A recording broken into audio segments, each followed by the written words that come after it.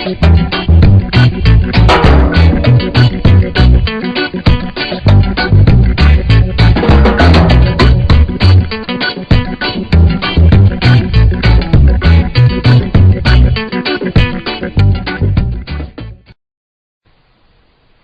Oval Portrait by Edgar Allan Poe. The chateau into which my valet had ventured to make forcible entrance, rather than permit me, in my desperately wounded condition, to pass a night in the open air, was one of those piles of commingled gloom and grandeur which have so long frowned among the Apennine, not less, in fact, than in the fancy of Mrs. Radcliffe.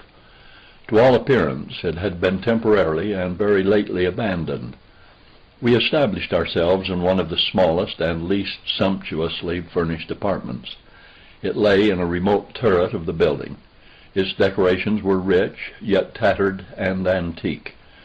Its walls were hung with tapestry and bedecked with manifold and multiform armorial trophies, together with an unusually great number of very spirited modern paintings in frames of rich golden arabesque.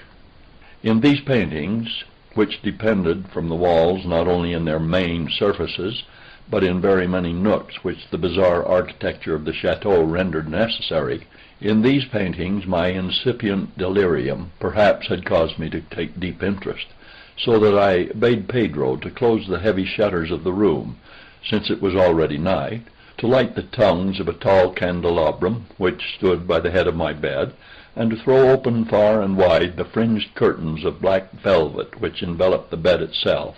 I wished all this done that I might resign myself, if not to sleep, at least alternately to the contemplation of these pictures, and the perusal of a small volume which had been found upon the pillow, and which purported to criticize and describe them. Long, long I read, and devoutly, devotedly I gazed. Rapidly and gloriously the hours flew by, and the deep midnight came. The position of the candelabrum displeased me, and outreaching my hand with difficulty, rather than disturb my slumbering valet, I placed it so as to throw its rays more fully upon the book. But the action produced an effect altogether unanticipated. The rays of the numerous candles, for there were many, now fell within a niche of the room which had hitherto been thrown into deep shade by one of the bedposts. I thus saw in vivid light a picture all unnoticed before. It was the portrait of a young girl just ripening into womanhood. I glanced at the painting hurriedly, and then closed my eyes. Why I did this was not at first apparent even to my own perception.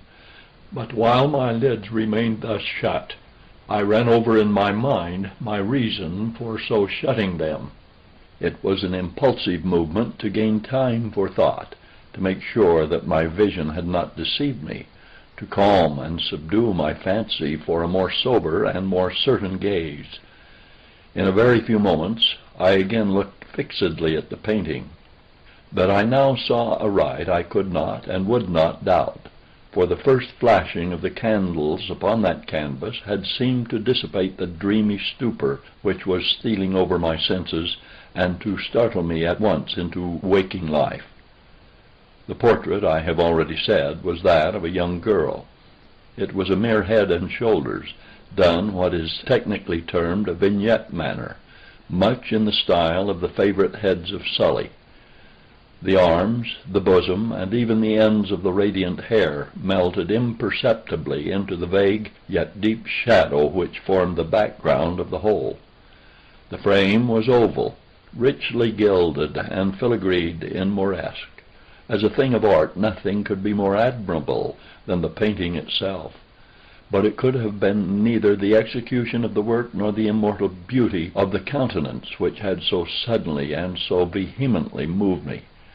Least of all could it have been that my fancy, shaken from its half-slumber, had mistaken the head for that of a living person.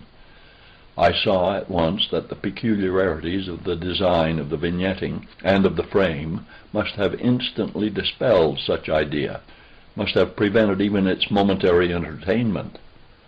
Thinking earnestly upon these points, I remained for an hour perhaps, half sitting, half reclining, with my vision riveted upon the portrait. At length, satisfied with the true secret of its effect, I fell back within the bed. I had found the spell of the picture in an absolute life-likeliness of expression, which at first startlingly, finally confounded, subdued, and appalled me. With deep and reverent awe I replaced the candelabrum in its former position. The cause of my deep agitation being thus shut from my view, I sought eagerly the volume which discussed the paintings and their histories. Turning to the number which designated the oval portrait, I there read the vague and quaint words which follow: "She was a maiden of rarest beauty, and not more lovely than full of glee. And evil was the hour when she saw and loved and wedded the painter. He, passionate, studious, austere, and having already a bride in his art; she a maiden of rarest beauty, and not more lovely than full of glee. All light and smiles, and frolicsome as the young fawn, loving and cherishing all things, hating only the art which was her rival, dreading only the palette and brushes and other untoward instruments which deprived her of the countenance of her lover." It was thus a terrible thing for this lady to hear the painter speak of his desire to portray even his young bride. But she was humble and obedient, and sat meekly for many weeks in the dark, high turret chamber, where the light dripped upon the pale canvas only from overhead.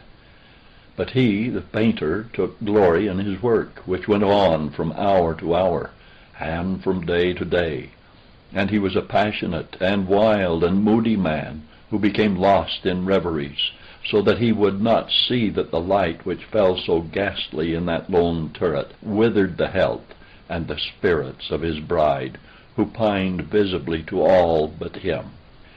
Yet she smiled on, and still on, uncomplainingly, because she saw that the painter, who had high renown, took a fervid and burning pleasure in his task, and wrought day and night to depict her who so loved him, yet who grew daily more dispirited and weak. And in sooth, some who beheld the portrait spoke of its resemblance in low words, as of a mighty marvel, and a proof not less of the power of the painter than of his deep love for her whom he depicted so surpassingly well. But at length, as the labor drew nearer to its conclusion, there were admitted none into the turret, for the painter had grown wild with the ardor of his work, and turned his eyes from canvas merely even to regard the countenance of his wife. And he would not see that the tints which he spread upon the canvas were drawn from the cheeks of her who sat beside him. And when many weeks had passed, and but little remained to do save one brush upon the mouth and one tint upon the eye, the spirit of the lady again flickered up as the flame within the socket of the lamp. And then the brush was given, and then the tint was placed, and for one moment the painter stood entranced before the work which he had wrought. But in the next, while he yet gazed, he grew tremulous and very pallid, and aghast, and crying with a loud voice, "This is indeed life itself!" turned suddenly to regard his beloved. She was dead. End of the oval portrait.